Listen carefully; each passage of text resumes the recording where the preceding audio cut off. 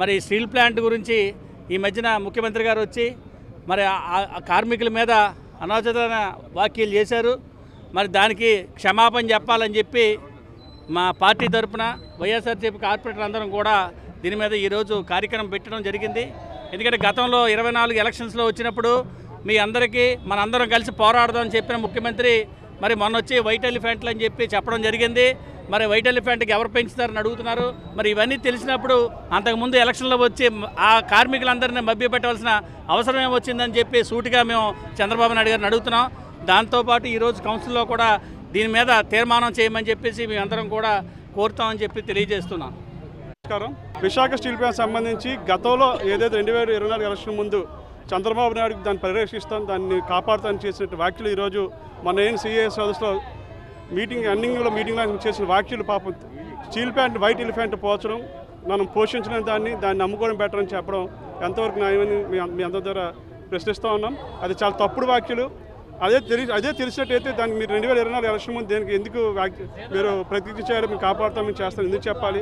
అలాంటి తప్పుడు వ్యాఖ్యలు చేసి ఈరోజు అక్కడ ఉన్నటువంటి ఎంప్లాయీస్ కానీ స్టీల్ ప్లాంట్ని కానీ అందరినీ కూడా మీరు చాలా తక్కువగా కించపరిచే విధంగా మాట్లాడే తక్షణం మీరు దాని మీద క్షమాపణ చెప్పాలని చంద్రబాబు నాయుడు గారు డిమాండ్ చేస్తూ, కూటమి ప్రభుత్వం వచ్చి 19 నెలలు అవుతున్నా కూడా స్టీల్ ప్లాంట్ మీద ఒక్క మాట కూడా, ఇన్ని మీటింగ్స్ పెడుతున్నారు వైజాగ్లోని, ఇన్నిసార్లు డిప్యూటీ సీఎం గారు కానీ నారా చంద్రబాబు నాయుడు గారు కానీ చాలాసార్లు వైజాగ్ రావడం జరిగింది. కానీ ఒక్క మాట కూడా స్టీల్ ప్లాంట్ని ప్రైవేటీకరణ రద్దు చేస్తామని ఒక్క మాట కూడా చెప్పట్లేదు. అసలు దీనిపైన ఎటువంటి యాక్షన్ కూడా తీసుకోవట్లేదు.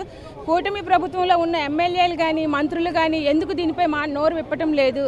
మరి పార్లమెంట్లోని రాబోయే శీతాకాల సమావేశాలు జరగబోతున్నాయి. మరి దీనిలో అయినా కూటమి ప్రభుత్వంలో ఉన్న వారు ఎంపీలందరూ కూడా మాట్లాడే ప్రసక్తి ఏమైనా ఉందా, లేకపోతే దీన్ని అలా గాలికి వదిలేస్తారా అని ఒక్క మాట ప్రశ్నిస్తున్నాను. మరి స్టీల్ ప్లాంట్ అనేది వైజాగ్ వాసులందరికీ కూడాను మీ అందరికీ తెలిసిందే, విశాఖ ఉక్కు ఆంధ్రుల హక్కు అని నినాదంతో ఆ రోజుల్లోని 32 మంది ప్రాణత్యాగాలు చేసి మరి ఈ స్టీల్ ప్లాంట్ని దక్కించుకోవడం జరిగింది.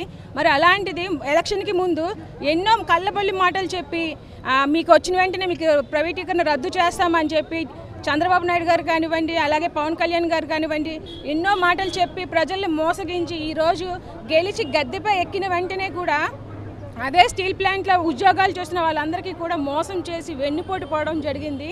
దీన్ని మీరు వెంటనే వెనక్కి తీసుకొని రద్దు చేస్తామనే ప్రాసెస్ని వెనక్కి తీసుకోవాలని కోరుతూ వైసీపీ నుంచి కోరుకుంటున్నాను.